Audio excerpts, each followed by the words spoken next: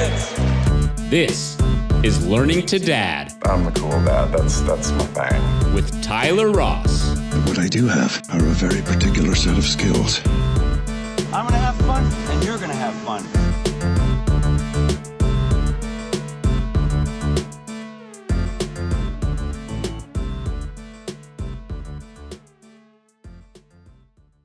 Hello and welcome to Learning to Dad with Tyler Ross. That's me, and my guest today is Mike Daugherty. What's up, man? Nothing much, man. Glad to be here. Yeah, thanks for spending time. I guess we usually start, talking about why we're doing this, and that's because we talk to people that have kids and have different experiences with kids, and people that have had success in their professional life tend to be analytical and reflective and think about things in a way that you can share stories to enhance somebody else's experience as a parent or a kid or even a professional. And I know that you are a master of observation. I tend to observe too much, I think, at times. And you got a story about kids too, man, with your experience. So you got 3, but twins, and then one right on the twins' heels. Yeah. But let's talk first about what you do for a living. Yeah, so I'm an attorney. I typically practice in the family law area, so dealing with normal people going through probably the worst times of their lives. Families are separating, financial issues. So that's what I do on a regular basis. It's interesting. It's fun. I love it.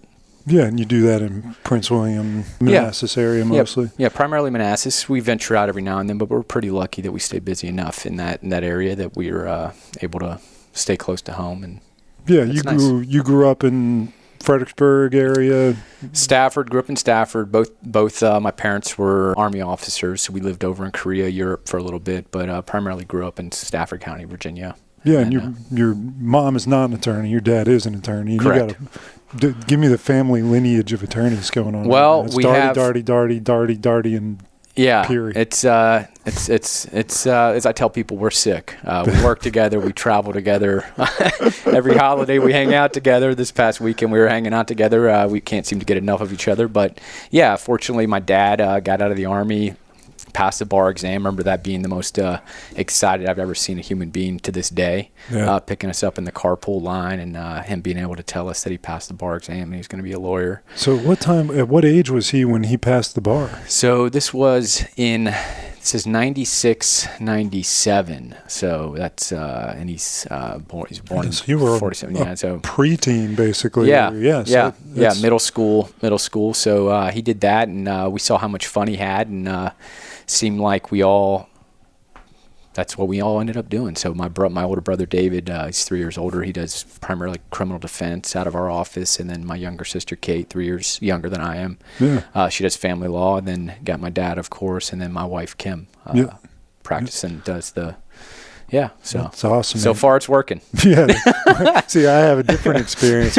My dad's not as psyched about it as your dad was. He had a couple years under his belt already before I was born, so I think I got convinced to do something else. Cool. I got to take a 2-week course and practice law as a real estate agent as opposed to having to be an attorney. So. Yeah, but you definitely, seeing and observing, my parents' work ethic, and my dad, being happy, and of course my mom being happy as well, doing what it is, it definitely has an impact on us, which is something that tying in, not to jump to the kids, but that's something I've definitely learned, that kids literally repeat everything you do. So you gotta kind of get what you put into it. So and I think it speaks volumes about your relationship with your dad and your brother and sisters too, that you'd all want to work together. I'm working with my dad, is awesome.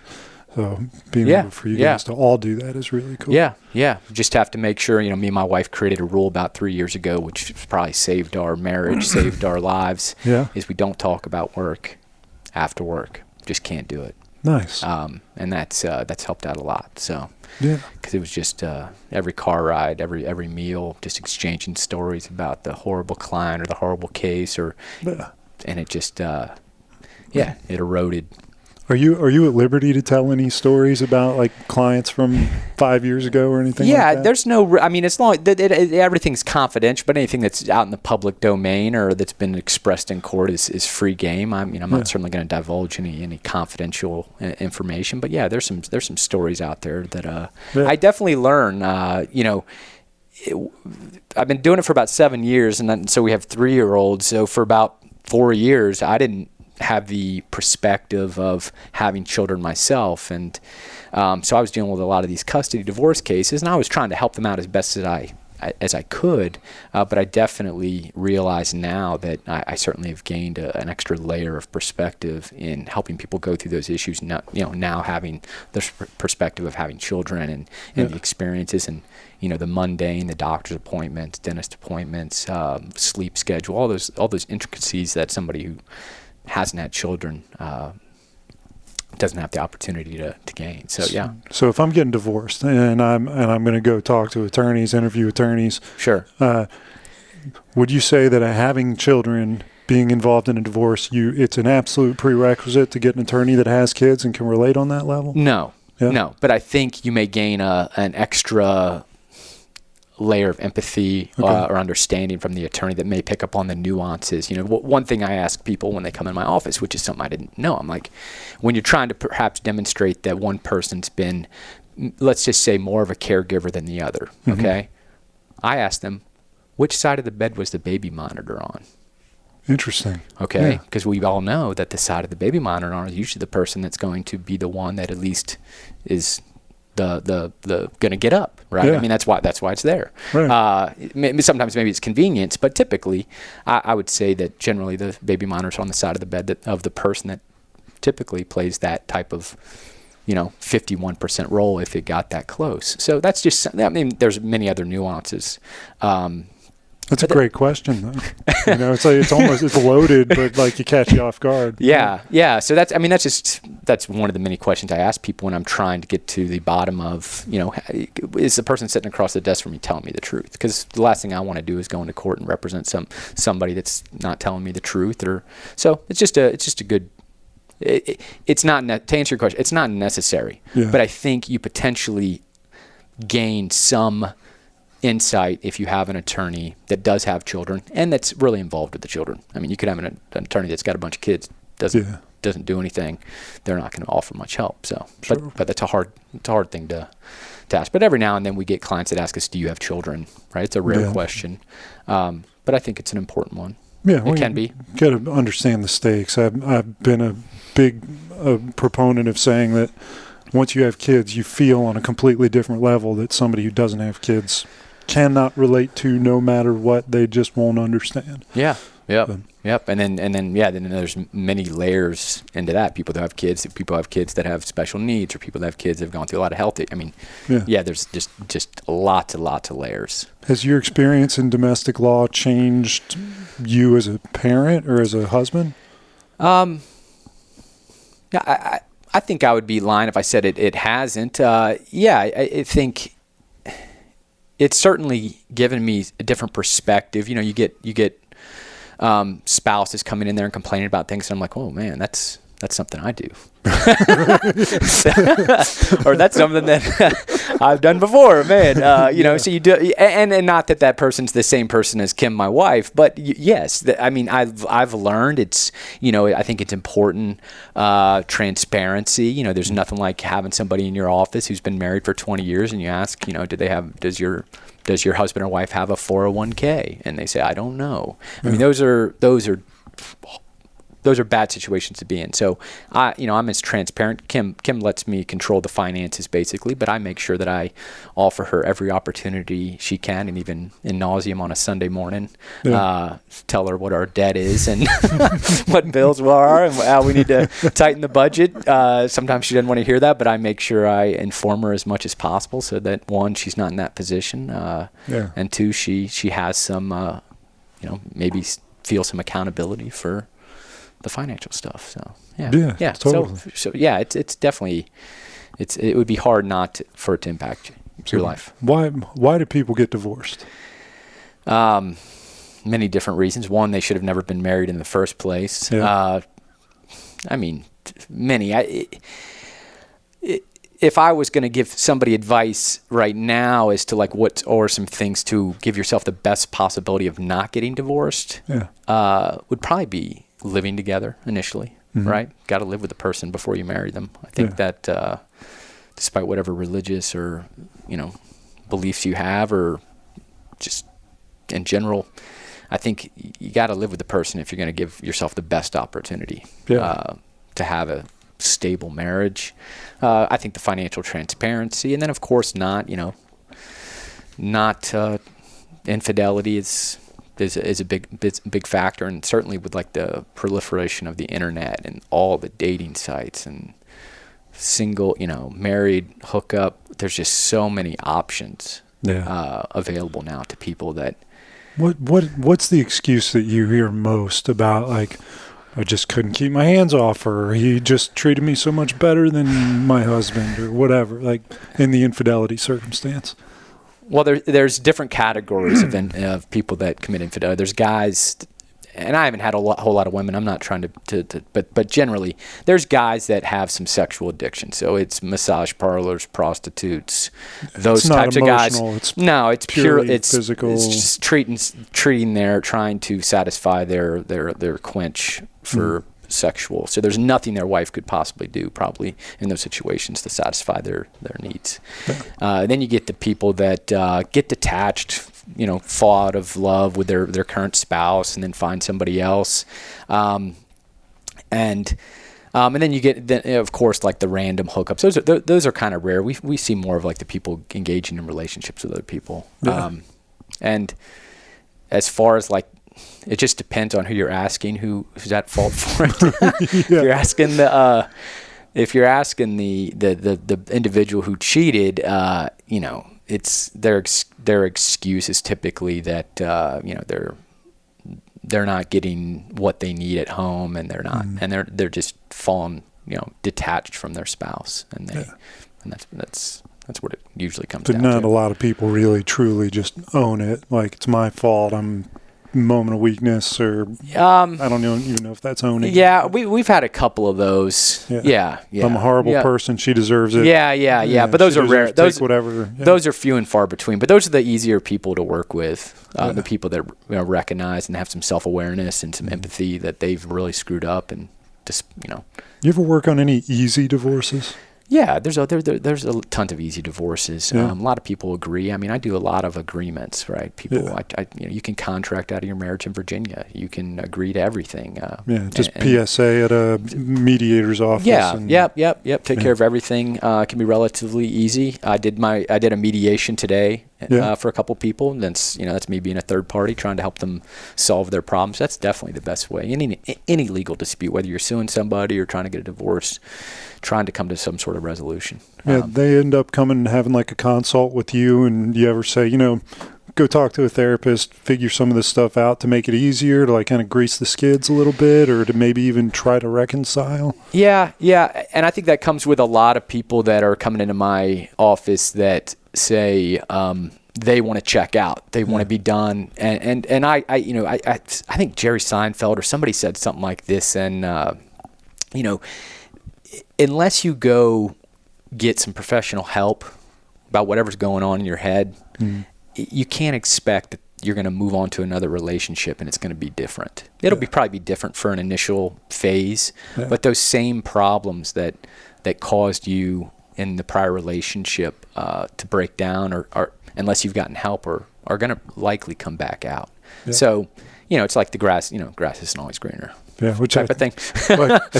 I'd never heard it before, but I heard a spin on that phrase. The grass is always greener, but the grass is pretty green on top of a septic field too. I thought that was pretty fun. Yeah, and that's what I try to tell people when they come in my office and they want to check out. And I'm like, look, this isn't going to be worth it. Like, you're going to spend a whole bunch of money. You're not going to be happy. If you really want to be happy, you need to probably go get help. And if you go get help and you determine that you're still what's help? Like talking to a therapist, a friend? Therapist, usually professional therapists that can help, work through your problems. So how do you and Kim work through your problems? How do Kim and I work through our problems? It's talking. We have a pretty open communication. We're talking about these intimate details with strangers every day, which does help us break through that barrier that many couples may have that don't talk about these types of sensitive issues. But it's communication. I mean, you have to talk. If you're unhappy, you have to say something. If you're uneasy about a decision, you got to say something, and try to come to some common ground. But yeah, it's primarily talking. And I'll tell you this: when Kim and I do argue and do fight, it's the lack of communication. There's, one of us is either really upset, just maybe not, didn't sleep well that night, super occupied at work, stressed out, and we don't mention something to the other person, and that's usually when her and I don't get along. We get along for the most part. It's pretty. Kim and I have been together for a long time, and when Kim and I will talk about this every now and then when we look back, like there's only been like a handful of days where we haven't been together for like I think the last almost like 11 or 12 years. Yeah. So we get along very, very well. Yeah. Talk about meeting Kim. Talk about the evolution of your relationship. Yeah. See, I listened to your other podcast, and I got I had a feeling this was coming. No, there's nothing super unusual about Kim and I meeting. So we met in high school. We were friends in high school. I think we each kind of had crushes on each other in high school. Never did anything serious. I think we both had significant others. When I went off to college, I went to Hampton-Sydney, which is all guys, liberal arts, small school. That's a whole segment for a whole other podcast of why somebody would do that. And Kim ended up going to Longwood, and when you go to an all-guys school, and there's only 3 of them, so this advice I'm giving right now is probably going to reach maybe, I don't know how many people that are looking at going to all-guys schools, so this is probably useless. Well, when you post it on I should probably just skip this just to save us both time. Post it on the alumni page. That'll share it. It'll be fun. When you go to all-guys school, you have to make sure you have some good contacts with females, or at least other dudes at neighboring schools. And so Longwood's about 5 miles away. And so I made sure I was consistent with Kim every single weekend. Hey, I need to come over. You need to bring me over. I need to meet your friends. Because she still had, she was still in a relationship from high school. So I was very persistent with trying to meet her friends. She finally acquiesced and picked me up one night. She had to pick me up. Oh, yeah. Yeah.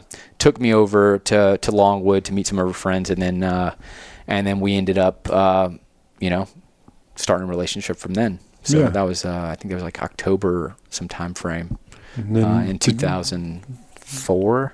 You guys went to law school together? Yeah. Yep. So we graduated in 2008 and just moved right down to Florida. Went to law school 2.5 years, just did classes, just persistent classes through every semester, summer, and then moved back into my parents' basement. Or moved into my parents' basement. I hadn't lived in, well, maybe I did. Did I live in my parents' basement? No, I lived, they gave me a room upstairs before, but after college, you moved to the basement. Underground, where you belong.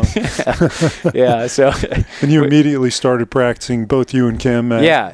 So we moved into my parents' basement, which was comfortable. It's a nice basement. Then we had to take the bar exam, so that was like a job. Luckily, my parents, helped us out, and they provided us everything we needed, and so we took the bar exam. We didn't have to work during that time, and then as soon as we passed the bar exam, we immediately started working. And we were working for the law firm, like answering phones and doing some secretarial tasks before that, waiting for our results. Mm-hmm. So as soon as we passed the bar, the next day was taking clients, and so we, courtroom, so it was immediate. Just jump right in type of thing. You were always in domestic, more or less. Yeah, well, I did 50-50. I did almost 50-50 criminal and then domestic stuff, which I'm glad I did, because people that just do criminal typically cannot transition to family, because criminal defense in Virginia is relatively simple. Everything's form pleading, minimal paperwork. Just got to control your clients, corral them. Domestic stuff is a whole new world. It's paperwork. Just boxes of paper and paper and paper and paper. So it's hard for somebody who's been doing something for a few years to jump into that. So I'm glad I got experience in both and did both at the same time. I'm sure you got to manage your client in different ways too. Yeah, of course. Yeah. Can I tell this story about coming to your house? And you were one of the earlier times that we ever hung out. I brought the drone over to take a picture of your house, and you were on the phone with your guy. Do you remember this? No. We'll have to. I remember you coming over with the drone. We'll have to cut it out. But it was so funny to me because you're going on the other line of the phone, going no, because I'm not the dumb fucker that had an ounce of Coke under my front seat. It's just like, that side of the conversation was so funny to me. It's just like that guy needed to be talked to in a way that was like, no, man. Because I'm not the dumb fucker that had an ounce of Coke on my seat. Sometimes people lose track of, what they did. The lack of self-awareness is a major issue in the criminal defense field. And look, people are charged all the time. They're innocent, but there's a lot of guilty people. And a lot of guilty people have a problem with their self-awareness. They don't understand how their actions affect other people, even though it's clear to a normal person that what they did has potentially lifelong effects, and they just don't get it, and they want to blame everybody else other than themselves. It's a big problem. Oh, gosh. Yeah. But that's a big problem in divorce stuff too, because oftentimes you get people that are like, "Look, it's her, and it's like it can't always be her, it can't always be him. Like it's got to meet somewhere. Yeah. So, I mean, the biggest thing that I think is, other than not talking about work, and I know you haven't asked me a question, but I'm going to tell you, other than not talking about work, is asking people, the very first question I ask people when they're in my office is, what is your goal? Right? Yeah. Because if they tell me something crazy, and I can't, and so what I do is they tell me something crazy, I give myself 5 minutes. If I can't talk them out in 5 minutes about what they just said is crazy, I won't let them hire me because it's going to be miserable. Can you tell me something crazy you've heard? Well, I mean, it's not necessarily. It's like I want her to have supervised visitation. I'm like, okay, supervised visitation. That's asking a lot. You gotta have third party. I was like, okay, so what did she do? Oh, she drinks. And I'm like, oh, okay, like that's with nothing substantial, nothing to justify requiring a mother having a third party supervise to make sure they don't physically or emotionally harm a child. That's asking a lot. Yeah. And so just crazy stuff. Like, I don't want my wife to have my 401k. I'm like, okay. So she's a bad gambler? Like, she gambled much of your money away? Oh no, she just she stayed at home and raised the kids. I'm like, well, that's going to be a tough one to sell. But stuff like that. And if you can't talk the people out of it, you can't reason with them, then I'm like, why would I work with them? Yeah. Even though they're going to pay me, why would I work with them? Because it's just going to be me trying to meet their heightened expectations that are not based in reality. Yeah. And so I've really done a good job of, making sure those people don't harm me. Every now and then one slips through the cracks, and I got 2 now. So my plan isn't foolproof, but it's certainly better than having like a dozen or so of crazy people that, that can't be satisfied. Some people just want to hate through their attorney. Exact punishment through their attorney. But there's so many similarities and personalities and things people say that all align with as I say, the client you don't want to hire you. There's so many different, everyone's different, everyone's unique. No. Yeah. We're limited. And there's like these set of personalities that I can identify, I somewhat can identify that all fit into this category of problematic people that, you can understand why their marriage failed, type of that stuff. So, but anyway, again, not answering a question. No, great information. It's great information. But yeah, it can be applied to anything, right? I mean, I think that's what, I think that's what helps. Well, let's talk about kids a little bit. Talk to me about the decision to have a kid and the experience of having a kid. Yeah. So, Kim really wanted a kid, and I wanted a kid too. Didn't have any real apprehension about it. Kim struggled to get pregnant for a long time. That was hard to deal with. It wasn't as long. I mean, everyone has a different story. It wasn't as long as a lot of people had, but she had some struggles, and people around her were having children right away. So it was tough to see Kim like that. So we did the whole minor fertility thing. We didn't go too deep into it, and she got pregnant with the twins. That was a good experience, and I tell people about the sonogram. She knew she was pregnant, and with the fertility, you hear these stories, whether it's a blessing or a horror story, of people getting pregnant with multiple kids with this fertility stuff because of the medicine and the help. So like when the doctor was doing the sonogram, there was no bedside manner. It's so screen. consistent. Why is that? I don't know. I think they lose that. I don't know. Yeah. But he's like, there's an old guy. There's one. There's two. And then we're like, whoa, stop! Like, come on, like, calm down. There's only two. Okay, there's only two. Like, then we were blown away. So, but there are two. Yeah. But there are two. It was just like the rapid counting without any warning of like, I'm about to tell you how many kids you're about to have. That was exciting. So so we had the twins. I think I was thinking about what we were going to talk about here. I wasn't sure what you're going to ask me, but me neither. Yeah. I didn't think you would have any type of questions, but yeah. So it's the kids have been great, and then of course because the doctor said Kim couldn't get pregnant naturally. I don't think they actually said that verbatim. I think that's what we told ourselves, but then we were like, okay, well if you get pregnant again, it'll all be a blessing. Blessing. Mm-hmm. Not thinking it would actually happen, and then right after I traded in one of our SUVs for a sedan, the very next day, she demanded I get a pregnancy test, and I refused. And then when I realized she was absolutely serious, I was like, "Oh my God!"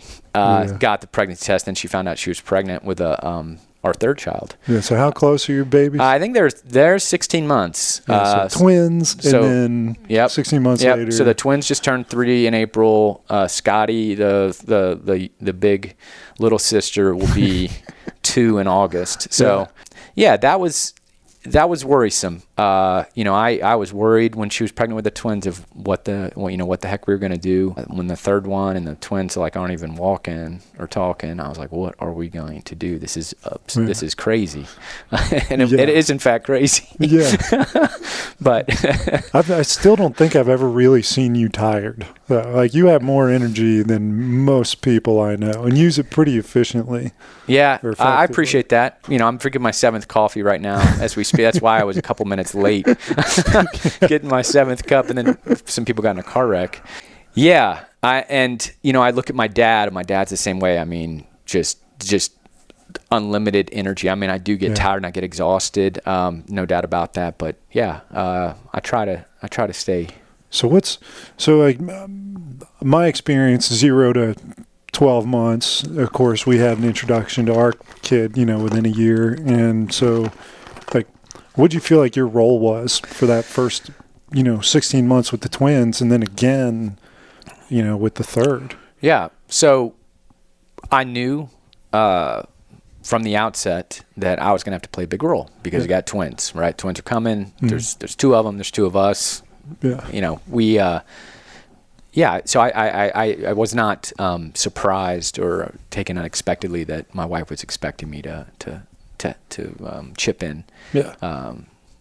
Just as much, but I mean, obviously, of course, there's limitations. She breastfed the twins, thankfully, for quite some time, so that was helpful. And then when Scotty came along, it was interesting because now, so the twins were about 16 months old, which is a couple of months younger than what Scotty is now. When Scotty came along, then obviously Kim had to take her and do what she had to do with her, kind of like with the twin, the breastfeeding and stuff. So I got to spend an exorbitant amount of time with the twins for about 6 months during that time phase of bedtime routine and all that type of stuff, which I was I've tried to play as big of a part in the day-to-day care of the kids as I possibly can. And fortunately, with our jobs and our schedules and the support that we have, we've both been able to do that. So 3 kids in diapers. How many diapers a day you think you were going through? I don't know. I don't even like to think about that. I think it was 20, those 25? Those are the dark ages. I try to forget those. I don't even know. Everything's a blur. Lots of diapers, lots of crying, lots of everything. But we found one of the best things I discovered was a handheld fan for food for the twins. When you cook the food, I realized that I didn't have time to sit there and manually blow with my mouth. And I got two screaming monsters in the corner screaming for their whatever it is I just heated up or whatever it is.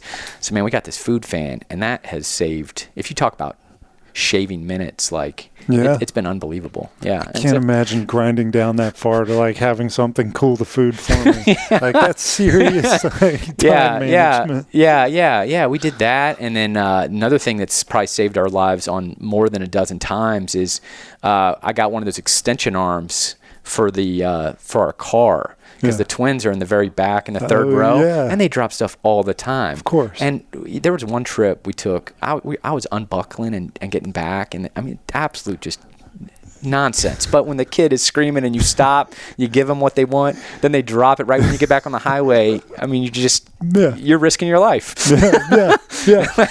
Because you want to get wherever you want to go. I mean, you didn't plan to drive 8 hours for a 2-hour trip. So, I mean, I got on Amazon right there on that trip and ordered 2 like 3-foot-long extension arm grippers. So we leave those in the car. So they drop stuff. Now we can grip. I mean, there's some things that are in the dark zone that we can't get. But that's been life-changing. Is those 2 little gadgets. That's hysterical.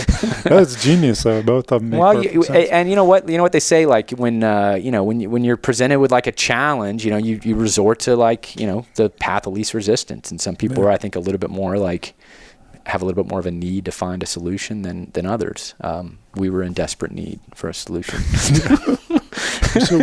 So what was raising twins like versus like I know that you have 3 kids, but I'm gonna and so compartmentalize them. Yeah, and that's hard to do. And that's hard to do because and people are always like, well, because when we were pregnant, people try to make you feel better when you're having 3 kids and that soon they say anything to make you feel better. They're like, well, at least the one will be easier than the 2. I'm like, okay, well, where are the 2 going to go? Because we're going to have 3. But I find that a lot of times people say stuff and they don't really understand what they're saying. Like this, for example, and you got to ask, you interview all these fathers and these older people, and we're relatively young. And I know you've probably said this, you've probably heard this at least 65 times. Enjoy it. They're going to grow up fast. And I want to stop and say, what do you mean by that? Like, I understand enjoy, but is there something particular that I need to be doing differently? What am I doing wrong? Yeah, like maybe they're just saying that. And maybe I understand, like, okay, like appreciate, like they're saying, don't take it for granted. But sometimes I've heard it so many times. I want to ask them, what exactly do you mean by that? Like what? Just like chew your food before you swallow. Yeah. You're like, I know. Yeah, but But like what? Is there something in particular that you didn't do that you wish you had? Because if it is, tell me, and maybe I make sure I'm not doing it. Because right now I'm with my kids and I'm enjoying it. It's kind of vague advice, which is what you're telling me to do. And I mean, people, it's they mean it, and they mean that. But yeah, and it's kind of like, this is totally off topic, but talking about people that say things they don't really understand. Like my wife happens to be very beautiful. Yeah. Those listeners, I agree. Yeah. And not to tout anything, but I think that's been determined. And so a lot of times people will come up and be like, "Oh my God, Mike, you outpunted your cover." These corny ass things like. Oh yeah. And I'm like, do you really understand what you're saying right now? Like you're calling me ugly. Like, do you really Only mean to be doing that? Wife. Yeah. I know. But I think that's another, again, and there's a lot of things people say that I don't think they fully understand what they're conveying or what they mean. But that's one of them that those 2 things I've heard a lot. And I just want to stop some people sometimes and ask, what are you thinking? What do you really? What do you mean? Yeah, I'm like, you're ugly too. Like, do you want, like, but I can't say it because your wife's not, super good looking. Yeah, because if I say it, then you're average, and so is your wife. So you guys, I know, and it's really messed up to think, but sometimes that's what Anyway. But we could talk about, I mean, that reminds me of something. My sister's 8 months, and so I'm pregnant now. Yeah. And my mom is on a blue light EMF streak right now, like really focused in on educating herself on that stuff and talking about the dangers of like LED light and exposure. And she's talking to my sister about giving birth and the prospect of maybe having to have a C-section. And she just got on a roll and saying, maybe you can convince the doctors into having the C-section without the lights on. And like, wait a minute. Are you listening to yourself? She immediately retracted it. But just to think that you get that much steam going in what you're saying, that you're suggesting that you have surgery with the lights off. Yeah. Protect the blue light. You know? Yeah. She thought it was funny. But yeah. And that was something that Kim and I learned, with the twins. Like, I think the best thing that Kim and I had, and you'd be like, oh my God, they had two kids. We literally did not know what we were getting into. Like, we were at the NICU, the neonatal intensive care unit at UVA Hospital, which was excellent, a state hospital. And one of the doctors came up before Kim was about, we didn't know whether she was going to give birth or not. She was real early. And Kim was like, I want to explain to you the NICU. And we were like, all right, yeah. And Kim's like, in total pain. Yeah. And nothing set us up for what a NICU is, if you've never been to one. Yeah. But why I say this is we experienced that. It was incredible to experience, and it definitely gives us some perspective of being grateful. Every now and then when the kids are acting crazy, having 3 of them, having 2 of them, whatever it is, you always just think back. Like Kim and I both always, and we remind ourselves, hey, at least we're not in the NICU, right? At least we're not in a hospital. At least we're not, and I think that helps, right? What was that experience like? Considering we didn't know really anything about it, it's you go in there and there's babies with all types of issues. I mean, a lot of them are born prematurely. At UVA Hospital, there's a lot of people that come from the West, which is heavy drug poor. There were a lot of babies up there that we didn't see any parent or anybody show up for in about the month and a half we were there. Wow. Children born with organs outside their bodies, to all types of stuff. Kids that have been there for a year or so, just trying to get to a level in which they can, survive. Well, what was the initiating factor to go down to UVA in the first place? Was it So at UVA, Kim wanted to have a natural birth. Yeah. And this is something we learned. Kim may have known this. I learned this. Having a baby naturally is typically a lot safer than having a C-section. C-section surgery. They open you up. Whatever. I'm not fully versed in that, but having a natural birth is usually healthier for the mother and for everybody involved. And so, our options were Fairfax and UVA, and Kim's doctor recommended UVA because they're a little bit more liberal with allowing mothers to choose whether to have twins naturally. Okay. And so, whereas Fairfax, what she was told, whether I haven't verified this, it's C-section. If you're having twins, it's a C-section. Okay. So that was the preference. Yeah. Like being down there for a month and a half. Yeah. So again, we got very lucky. So we found out, when we first got there, they're like, well, we're going to keep them in you for 6 weeks. So I was like, well, I'm going to run home, get some stuff. My mom was like, sit down on the couch and don't leave. Yeah. 5 hours later, the kids were born. So it was rapid. But fortunately, some friends of ours had some friends that lived in Charlottesville that we had met through at weddings. Mm-hmm. And he texted me, the guy from Charlottesville texted me, the friend texted me and was like, hey, if you guys need anything. And I was like, well, we need to be nice to have a place to stay. Yeah. And him and his wife were like, sure, come on over. And so they opened up their house for us for about 6 weeks. Kim pretty much lived down there. We ate at every single restaurant. It was a good time. And we ended up, there are some of our best friends now, the people that we lived down there with. Yeah. They're the godparents. We asked them to be the godparents, and they agreed to be the godparents for the twins. But yeah, that was single-handedly one of the biggest, nicest gestures anybody could offer for us at that time, as well as making it feasible. Rather than Kim having to drive an hour and 30 minutes back and forth from home to the hospital. Yeah. That would have been devastating for everybody involved. So yeah, that definitely made it easier. So of all the NICU, we didn't have to stay at, they have the Ronald McDonald House, and they have other hotels and things. It could end up being, a $10,000 experience, but luckily the friends opened their house to us. So did you have scares down there while you were in UVA? Yeah. But a lot of it, being so ignorant to the whole neonatal intensive care was so helpful. Like the doctors would, they woke us up. The first night they woke us up and we're like, okay, yeah. And and looking back, like the CPAP, I posted a picture of the kids right when they were born. I didn't even know. I've had a niece, right? But I haven't had that much experience. I didn't even realize that this was such a dire, situation, but because their lungs weren't, I mean, they were born, I think, at nearly 32 weeks. Yeah. So they were due at the end of May, and they were born April 7th. So, yeah. But yeah, I mean, it was scary because you would, find out they weren't, developing, and you talk about your mom and lights. They have if your kid, the bilirubin, it's like their pigment in their skin. Okay. It's like an ultraviolet, right? They put sunglasses on the kid and shine it on them, get their bilirubin high enough. Okay. And it's like I guess that's the deals with the pigment. No clue. Again, anybody, do not rely on any information given in this podcast. Please consult your own doctor and a lawyer. This is not intended to be advice or reliable information. You can write some legal disclaimer Yeah. You're gonna have to put a little box. Some people are gonna have to check to listen to this one. Yes, I agree. Yeah. Well, when our daughter was breached, so William came naturally, and then our daughter was breached, and I remember that. And I kept a 90-degry angle of the birthing thing. I had zero interest in viewing. None. Zero. None. I'm there to hold a hand. Yeah, I don't need to see anything. I'm not training to be a doctor. I don't need to see that. Okay. Well, so Nellie was breached, which means she wasn't head down. Mm-hmm. Again, another medical term. Check that up yourself.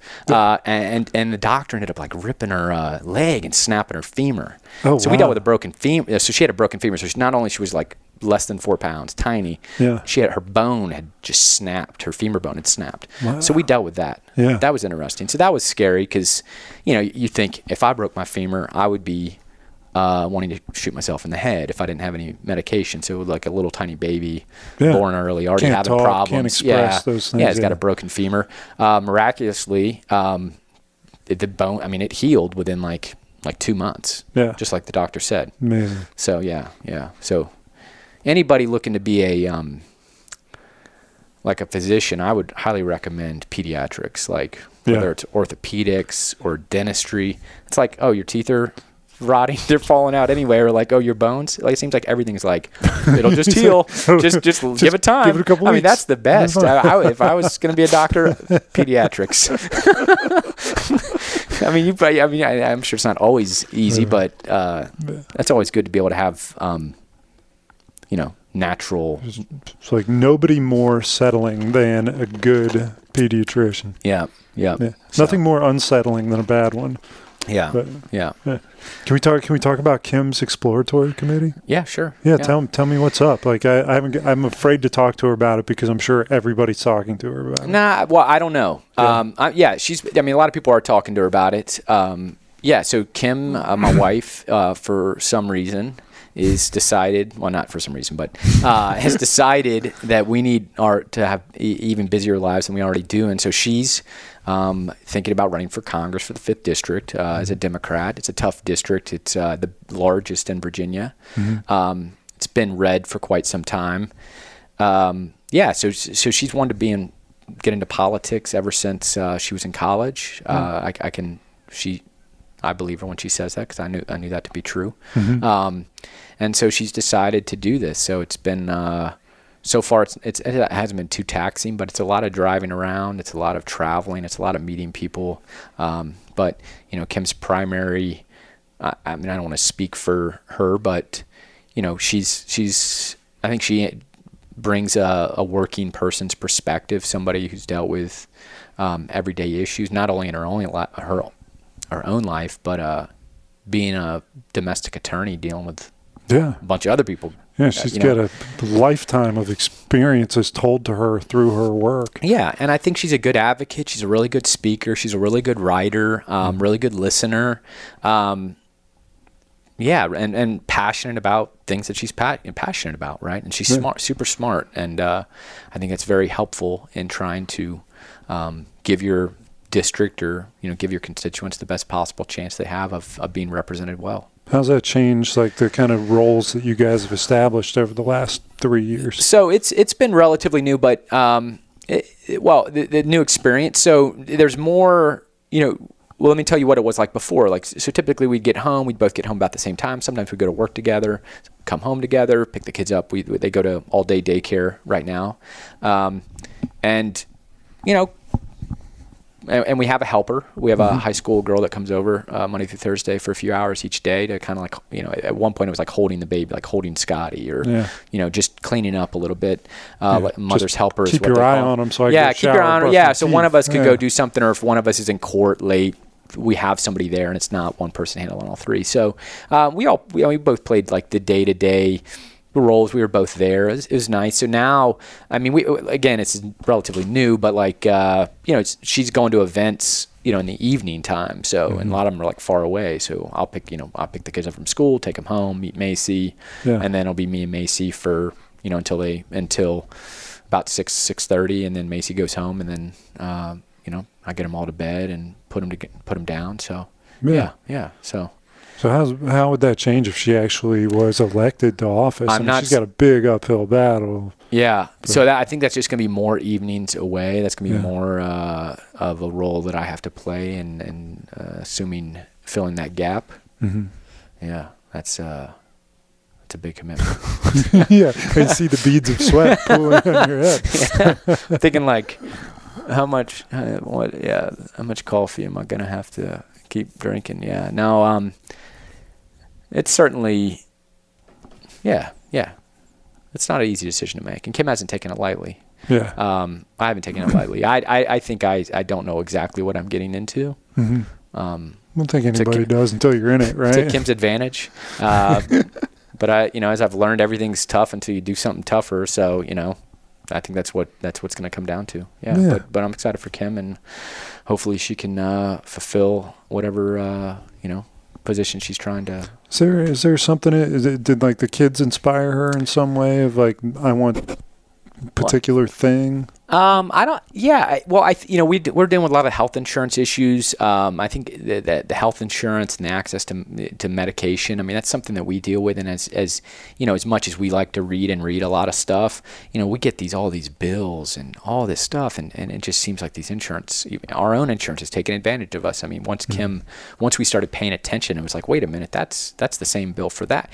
And I think we started thinking, and this is not the catalyst, but this is just one thing when it comes to insurance, which is a big issue in this country, is we're like, man, if this was just a normal person who's getting home at 6 o'clock, 7 o'clock at night, already stressed out, they're getting these bills. They may just end up paying them, and the insurance companies are stealing the money. I'm not saying that's the only issue with insurance, but that's just something that has become readily apparent. Yeah. Considering how many medical bills we get these days. But I think in general, it's like just the general attack on women, I think. And I'm not going to I stay out of the politics. I'm like, if she's Kellyanne Conway, I'm not Mr. Kellyanne Conway. I try to stay low. I try to keep a low profile. I don't. So, but I think Kim, you hear about all this abortion ban. I mean, this is just, I think that's really what it is that I don't think Kim feels as though a lot of these men that are representing their constituents are able to do it effectively and actually represent what needs to be represented. Just not doing what their job. And that's unfortunate. I don't know who it was, but somebody suggested that all the politicians wear patches just like NASCAR drivers. Who's giving the most money? Yeah, it's really disturbing. It is disturbing. Our political system has really gotten, it's sideways for sure. Yeah, to think the expression consensual rape would make it to headlines is bizarre. Yeah. That's neither here. That's no. Yeah. Let's talk about dad stuff. Like, what's something that is on your not to do list for your kids? As far as them not to do, or not for me not to do in front of them. As dad, you'll never do it. Well, never do. Well, there's a lot of things I never do. What things like daily things that I try not to do. Is certainly use any language that I wouldn't want them to use, right? So trying to keep everything nice. And what I literally try to do, and this is not, again, I'm not answering your question very well. I'd be a bad witness. I try to do what I want to see them do, right? So like I got ridiculed one day, which I found amazing at the daycare when I asked my daughter not to go in the crackers, and she went in the crackers. I said, can you please not go on the crackers, please? What's the crackers? Like these crackers, this daycare. I can't get out of the daycare because they have all these crackers on a water station set up, and the kids get distracted. And even though I complain every day. You gotta, please get rid of the crackers. Yeah. Put them in the back room because I can't get my kids out of the school because they go with the crackers. And then not only do they get the crackers, they prefer the oyster crackers, and those things get thrown in the car. Oh yeah, it's ridiculous. It's driven disaster. into their carpet. But somebody, I can't remember who it was like, oh, you're already resorting to please, and I'm like I was telling my kid please. I'm like, no, I'm saying please because I want them to say please I'm doing what I want them to do. So even though I'm telling her please don't go to the crackers or come to the car please, I'm using please because that's how I want them to talk when they talk to other people politely. Sure. But this lady ridiculed me for it. I couldn't believe it. That's so bizarre. Again, people say things, and I don't think they fully understand what they're saying. Yeah. But anyway. That makes sense to me. Yeah. So maybe they thought you were pleading, begging. Yeah. But even if I am, the kid's not smart enough to distinguish whether I'm begging or whether I'm asking at this age, right? So have you gotten any horrible pieces of advice? No, just probably insufficient pieces of advice. They say things, and I'm like, well, okay, well, I need more. And that's one thing I try to do. With older people that have kids, one of the questions I'm like, do you have any advice? I'm constantly asking people, do you have any advice? And some people give good advice. Some people give advice that I cannot use. Yeah. So that's what I like to do because I think everyone thinks they're doing a good job, and I think everyone thinks that they're doing something in particular that's good. Yeah. And I tend to believe that people like to share that, and it's not something you get asked all the time. So not only do I think it kind of gives them permission to say what they want to say. Yeah. It's something that I can gain too, and they appreciate that somebody's actually asking them, hey, do you have any good advice for me? Anything stuck out to you that you got? Real practical advice was make sure your kids are really, really good at math and science, and then they, because there's a test I think they take in like middle school, and based on how they do on that test, they either get put on the track of like furthering their mathematical and science education, which will then propel them into a plethora of incredible jobs, especially coming the digital age. So that was like really practical advice. I was like, okay, I will remember that. Okay. I asked somebody about private school versus public school, and this advice stuck out to me because you have some people that are like team private school all the way, and there's some people that are like, no way, I don't like private school. And so I felt that this guy's advice was really good, practical. He said, I wouldn't invest a lot in the early years of private school, but I think high school, where you actually have to learn to study and learn, really hone in your writing and things, that it would be good to go to a school that, is doing particularly well in those subjects to prepare them for college. So not necessarily, doing the initial investment of, K through 8th grade, but if you're going to do it, and you're unsure, the high school would be the best way to. Somebody in those lines, somebody suggested middle school more or less for that same reason, because it's like you're kind of socializing. I figure most of the kids turns out to be the human they are because of the time they spend with their parents and friends outside of school. In school, they get introduced to a lot of stuff, and I felt like it's 6th, 7th, 8th grade where it's like, here's what pot is, here's what opioids are, here's what drinking is, and somebody suggested that try to exert a little more control over that period. Yeah, that makes sense. Which to me, it's like private school public school seems like they have the same issues, just different. Yeah, it's the same problems. It's just, typically, I guess the public schools, there's more people usually, so there's more opportunity. On either side. Yeah. Whereas a private school, if it's, there's fewer people, I mean, you could still have a really bad, one person can sell pot to the whole class, right? Yeah. I mean, you don't need multiple pot need a lot of people. No. Could be anybody. But I think and whether that, So I mean, it's the same issues. I think it's just different scope of the problem. Yeah. But yeah, so going back to your question of like what I try not to do, I try not to do anything that I don't want the kids doing. It's there's things I don't think I do very well. I don't think I don't know. Kim. Well, yeah, I don't say no very well. I have a hard time doing that. I'm more of just pleaser. There's a line I'll draw, but typically Kim will get on to me for being too soft. So when are you soft when it comes to discipline too? Like keeping your kid in the lane? Like what do you do to, like keep them from establishing? Like how do you get them away from the crackers? Get away the crackers or else, or get away from the crackers? What? Yeah. So when it comes to the crackers, I usually just say, leave the crackers alone or I'm leaving you at the school.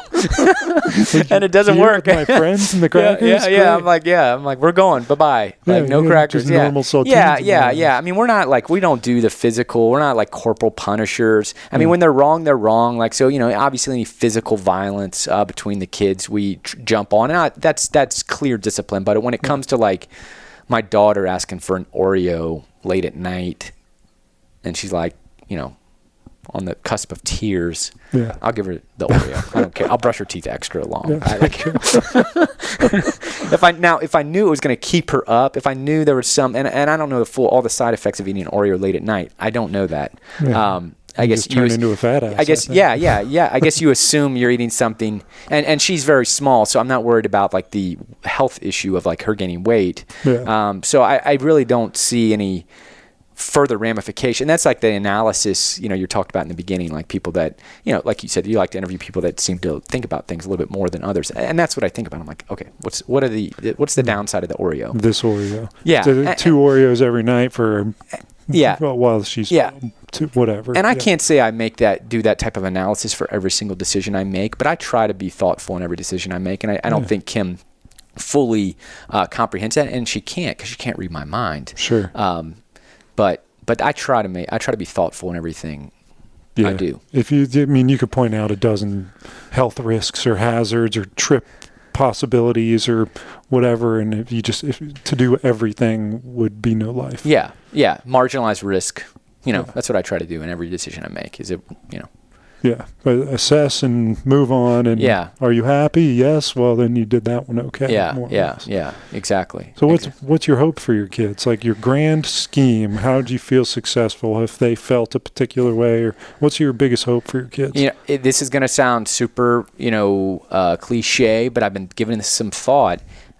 I think it's ultimately that they're just happy. Mm-hmm. I think as much misery as I see coming through my office door, as much misery as I don't see a whole lot of misery in my day-to-day, personal life, but as much misery as I see, I'm like, man, I just hope they're happy. Like, I don't care. I want them to obviously be independent, which they're fairly independent, as independent as they can be as little kids, but I want them to be independent, and I want them to be happy. That's really what it comes down to, I think. So, that's awesome. Just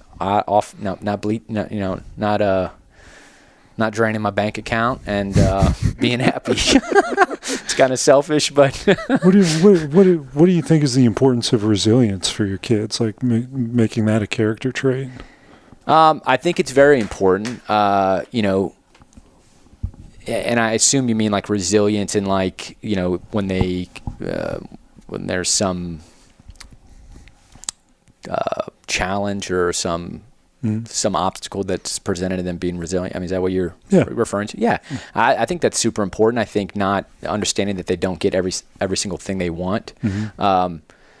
And that's kind of come naturally, because with the 2 kids, the twins and the 3-year-old, they can't have everything. That's interesting. And I didn't think about that. Like just the volume of kids you have, jeez, makes it difficult to provide everything they could possibly want. Yeah. And the good thing about having multiple children is your expectations get a lot lower. And I'm all about expectations. So, you got 1 kid, you better do it right. You do 1 kid, you're going to screw it up. It's all on you. You have multiple kids, you can be like, well, look, that one was extra busy. That one cried a lot. I couldn't give that one as much attention. Squeaky wheel gets the grease. So, again, it's not that's how I see it. Like, but yeah, you can't give them everything they want. And it's interesting. Like when we go to my parents' house and like, they're trying to every kid has to have every single thing. And we're like, no, like that's just not how we do it. it's not because we don't want that. Well, but I think it's twofold. Again, the analysis. One, just not possible. And two, there's value to them sharing, right? Yeah. And I would like to think my kids are good sharers from what I've observed and what teachers and stuff have told me. Is that they can't, they got to share because we don't buy 3 of everything. Grandma buys 3 of everything. I think that seems like their job. Yeah, is to sabotage their kids' efforts on their grandkids. Yeah. I know. And it's something So what when your kids are older, like what kind of father would you like to be looked back on? Like, what would you like for them to say about you? So I think the same things I would say about my father, that he would do anything for me. Mm-hmm. He was always there, always willing to listen, and always willing to help find a solution to the problem, right? Mm-hmm. I mean, that's what I would say about, what I see in my father. Yeah. And that's what I think I want them to see in me, right? You think your kids can love you back as much as you love them?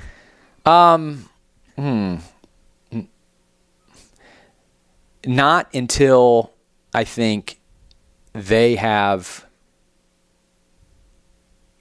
Well, because I'm trying to get. Well, I would say not until they have the perspective in which they could appreciate the love that a parent provides, which is something kids typically can't do, right? And that's why, if we could, we wouldn't be such a-holes throughout our childhood and getting, if we could bottle that and feed it to our 8-year-old so that they can have that perspective, that would be great, and that'd save a lot of problems, but it's just not possible. So I don't think to answer your question, no, but I think if a child were to love me as much as I would love them, it would have to be after they perhaps have children and can fully appreciate everything. Yeah, I think I'm in your camp in terms of that, but I find it's a difficult question to answer. Yeah. But so a couple of my short answers. What's a gift that you think every father could have? A gift, like a tangible gift? Sure. Just like Father's Day shopping guide. If you could give a gift to every father on the planet to help them be a better dad.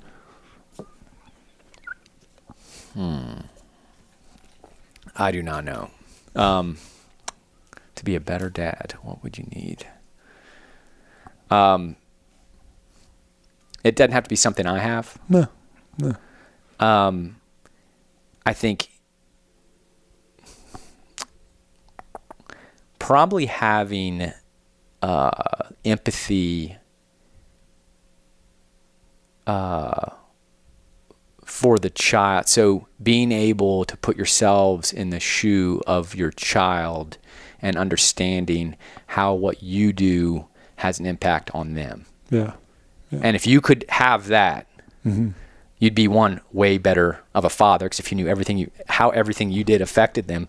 I mean, that's a crazy gift to give to somebody, but that would amazing. Yeah. That would be something that if you could have that would make people way more self-aware, cognizant, and fortunately a better parent. So I guess it would be empathy, and then motivation to do what you need to do to make sure that what your kid is sensing, feeling, observing is benefiting them.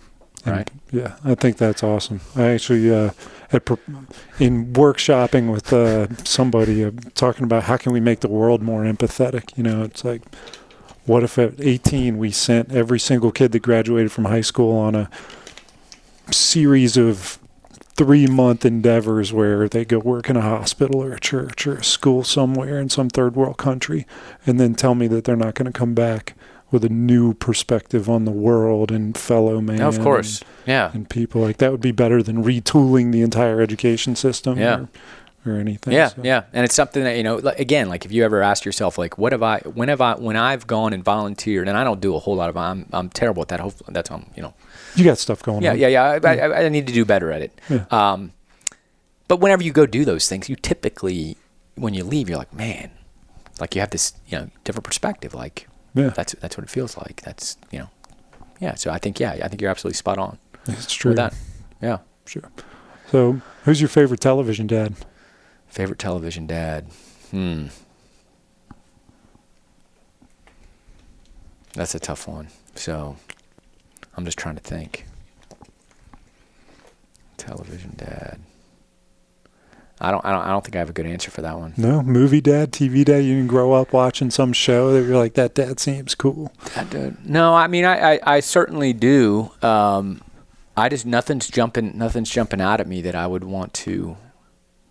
I'm just trying to think here. I mean, I like. I think great TV dad. I guess one I binge on every Christmas is Chevy Chase. Christmas Vacation. No shortage of enthusiasm.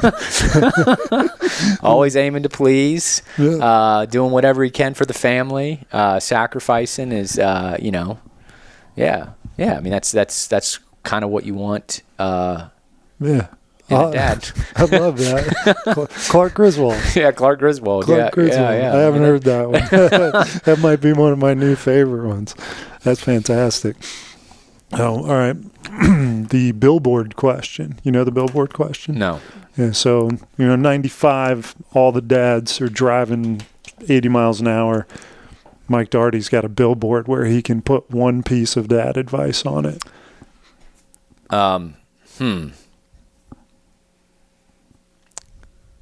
Probably talk to your kid. Yeah. Talk to your kid. I mean, not to. If you can't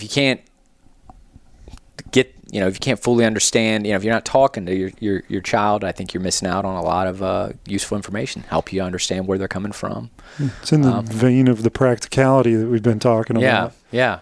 Communication, Yeah. right? And not to say that you could talk to your kid all the time, but I think it's a useful tool. I think it's there's a whole lot to gain from talking to your children on as much as you possibly can, and that's something that Kim and I do incessantly. We talk a lot anyway, mainly me. So we're always talking to the kids, and I think when I see other parents talking to their kids, it seems like the kids communicate better, right? Not in all cases, but I think it certainly is helpful. Yeah, and that's how we communicate how we're feeling. So I think it's important. Totally. So, Totally. When do you feel the most loved? When do I feel the most loved? I mean, there's nothing beats coming home after being gone for a night. I mean, even the day, and the kids running up to you and giving you hugs. I mean, I don't think there's anything else that can quite possibly beat that. Maybe when you wake them up in the morning, it's when they're in the crib and they jump up and they smile and laugh and giggle and jump in their little bed, or when they get older they wake up. I think those are probably some of the best moments, and you feel loved, right? I mean, it's just pure happiness that you get to experience, and yeah. And that's something that, not to digress, but in our work, and this goes along with like the lawyer having kids. Well, also that goes the same for like a judge having children. In Prince William County, and I can't speak to other counties, but a lot of the juvenile domestic relations judges don't have kids. Yeah. And so we're doing these trials, and we're trying to pick up on the nuances, like the baby monitor. Well, a judge that doesn't have kids, baby monitor, what does that mean? Yeah. The nuances of trying to explain why, maybe the person should have their visitation until Monday morning. It gives them that extra morning, that extra night of putting their kids to bed, that extra morning of them waking up and getting that smile, right? And those are things that are hard to express and to convey to somebody that doesn't have kids. Again, tougher for a judge, the lawyer, the question you had earlier. Those wouldn't be something. And so that's something that Kim and I, like when we prep our clients and stuff, we really try to focus, because we get that question like, how do the kids show they love, or how do you know your kid loves you, right? Oh, they run up and give me a hug. We try to really focus on elaborating on that, especially when we have a judge that doesn't have kids, as to why that is so. Why it's important, right? Yeah, it is. It's certainly important. But yeah, that's probably when I feel most loved. I mean, last night I had all three of them laying on my lap. We were watching a movie. That was pretty good. Yeah. That's hard to beat. That's awesome. That's for many reasons. One, they're all sitting down. Two, they're not running around. And three, they're all content. Yeah. In one place. Actually, this one I have written down. So somebody else said it, and because you have 3 kids, I wonder how you might react to it. It said, you're only as happy as your saddest kid. Disagree. Yeah? Yeah. Again, for me, I'm happy. If I got 2 out of 3 happy, I'm happy. Now, could I be happier? Maybe. Yeah, but you're happier than the sad kid. Yeah. Again, I'm not gonna take that for granted that I got 2 happy kids. And whoever said that, that may truly feel that. But look, if one's crying and 2 are happy, I'm pretty happy. It's all perspective, isn't it? Now, yeah. And now, if all 3 are crying, heck, if only 1 is smiling and 2 are crying, I'm still pretty happy. You're playing Major League Baseball if you're batting .330. Yeah. I'm good. That's no problem for me. Yeah. I mean, of course, if the kid's depressed and stuff, and and I'm dealing with little kids, right? Yeah. I mean, their problems are only so big. But obviously, if I had a kid, a middle schooler, who's getting bullied or something, and I got 2 happy boys or girls, I think you could. But again, I think I'd still be happy that I got 2 happy kids. What's the checklist now of the things that you run down on when you've got an unhappy kid? It's like, check this, check that, check that. Like, what's on that list? Oh my gosh. Do they want Rice Krispies? Do they want Cheerios? Do they want milk in their Cheerios or Rice Krispies? No, I mean, mainly now it comes down, and they're all communicating pretty well. Even Scotty, she's able to communicate pretty effectively. It's, food. That's basically what it comes down to. Usually milk, water, food. Sometimes you just got to recognize that there's nothing you can do, and they're just gonna have to cry. But normally it comes down to, right now it's Rice Krispies, Cheerios, water, milk. It's so messed up. I mean, this is how ridiculous it is at our house. I can't even make, unless I really think about this, and if I think about it, I could probably save some bread. I don't know where you're going. Trying to make a sandwich, a peanut butter and jelly sandwich. I got 3 different orders. I got one that wants only jelly. Okay. I got one that only wants peanut butter, and then I want one that wants peanut butter and jelly. And I just haven't taken the time to think about how I efficiently do that. I guess I could start cutting the bread in half, but then it's harder to spread. Spreading on half bread is not that crust helps it. But that's the type of problems I'm dealing with right now. That it's just crazy. Yeah. All right. So 2 pieces of peanut butter, 2 pieces of jelly. We'll have to break out. Yeah, how do you make? Because assuming the kid doesn't eat a full sandwich, if you have to go back in the bread drawer and pull out an extra piece of bread and do that, that's fine. Assuming they only eat half the sandwich, how many pieces of bread do you need? You need at least 2. And then how do you mix and match that sandwich? I don't know. I haven't given it much thought. Build an algorithm to figure out how to do that. You're an attorney. We deal in words, not numbers. Yeah. I need to figure that out because that's been problematic recently. Just wasting bread. Yeah. I mean, I would just like to be able to make it quicker. That's a thing. So you need to find the hand fan equivalent to making the sandwich. peanut butter jelly sandwiches. Yeah. You just force feed your kid. You're going to eat it because I'm having trouble introducing new foods to my kids. Oh, yeah. Will they try anything, your kids? They'll pretty much try anything. And I don't know why. If you ask me how you do that, I don't know. Don't know? I don't know. Yeah. I don't know what to do about my kids. Yeah, I just try to force it on them. Yeah. Try to bribe them. Yeah, and that's where, I'm soft. If I'm like, no, you eat that peanut butter and jelly sandwich. And he's like, no, I only want jelly. After a few, back and forth, I'll go get that jelly out. Yeah. Make your own damn jelly sandwich. Yeah. Actually, we've gotten to that point with our kids where we can tell them to go get it themselves. That's awesome. So 4 years old, they're figuring it out. I look forward to that. Yeah, but we still dress them, even though they're perfectly capable of getting themselves dressed. Can Will or Nellie dress themselves? Yeah. That is a helpful tip. Just takes 90 minutes for them to put their left shoe on their right foot. Yeah. They've been dressing themselves for a little while. Nellie quicker than William, but yeah, we got them potty trained. We feel like relatively soon. That kind of naturally came. We tried to force crap in the underwear thing. Yeah. we gave up on that. But you just end up with a bunch of crappy underwear. Yeah, it was not good. Yeah, all bad, everything everywhere. We gave up on that, and then so that kind of naturally happened. And Ellie actually would pretty much be potty trained, and William just all of a sudden just came out of nowhere and started doing it. So we got lucky. Either one of them regress? Not really. They still have they still wear the little diapers, the light diapers at night just to make sure. Yeah. We get tired. We just can't wash that many bed sheets. No. Yeah. Both my kids use the bathroom, but Riley likes to go outside. He'd pee in the grass. Pee in the grass is what he likes to do. But I pulled into my house last Wednesday to him taking a dump in the yard. Oh my God. Yeah, going poop in the yard. That's very Yeah. barbaric. Part of me was proud of him. No, we got that problem with William, and I don't know. We have to address it. He likes, when he has to go, he has to go. So if we're at the playground, if we're at my parents' house, he goes. Yeah, and I think there's some. Again, a lot of these things I feel like they'll grow out of. I hope. Yeah. We try to don't do that. Yeah. But at what point is it not a kid anymore? It's like he's too old to be doing that. I don't know. Yeah. Like showering with your kid. I had that conversation with a friend of mine who's got a girl that's about my daughter's age. And it's like, at what point is it weird to get in the bathtub or shower or I don't know. I don't know. I think that's pretty subjective. Yeah. I'm not commenting on that. I don't want to get too deep into that. Let me just tell you this. I'm telling my kids, wash your privates, wash whatever you try to get them to be as self-sufficient as possible. Yeah. To avoid.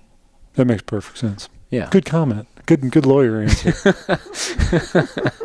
All right, so I'll jump to the last question, but first, right. Thanks a lot, man. I appreciate it. Thanks for spending your time here. No problem. It's been a pleasure. I don't think I quite fit the build of what your podcast is intended to do, but I appreciate you reaching out to me. You don't fit anything perfectly, Mike. No. Kids. Some message that you could pass along, whether it's a piece of advice or just something you'd like to say to generations on. What's a kind of last thing you'd like all your kids to hear? That's a tough question. What would I want my kids to hear to pass and pass that along to them?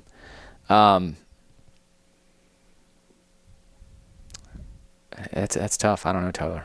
Yeah. I mean, part of me wants to say something like these old people tell me, enjoy the moment, which is very helpful. That's the easy answer, and I'm trying not to give an easy answer that has really no value or of course you could take what you want of it. I don't know. That's tough. It's tough. What would I want them to say? Not say, but I don't know. I hate to be stumped on this question. I don't like to be stumped. We could just have dead space until you come up with something. I mean, I guess just not to repeat stuff I've said before, but I guess just try and be aware and cognizant of the people around you and how what you do has an effect on them. I guess not necessarily. I mean, I guess it is empathy. Be empathetic, be considerate. I know that's not great advice per se, but I think it's important if my kids.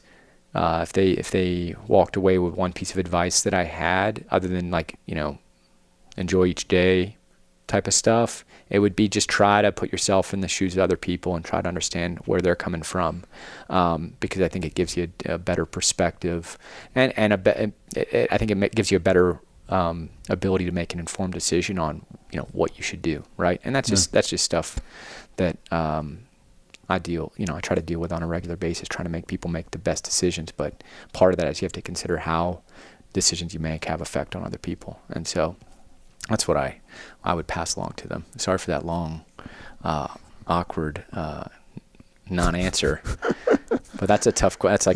It's part of the answer. Yeah. That's a tough question because it's there's a whole lot of things you could tell them that you would want them to live by. But I think just being considerate and being empathetic and it would help guide them. And that's what I try to do. I of course fail miserably all the time at doing that. But I think in this day and age, and it just seems like everyone's super self-interested, and I think it adds some value if you're able to put the shoe on the other foot, I guess, for lack of a better term. I think that's awesome. Yeah. I got like 15 more questions I want to ask now just based on that. We'll save that for another day when the kids are older and we've got more context. Yeah, and we can talk about how I ended up at the hospital and how, Kim had to be driven in an ambulance because I wasn't at home. We can save that for another podcast. Okay. And with that Easter egg, we'll leave it.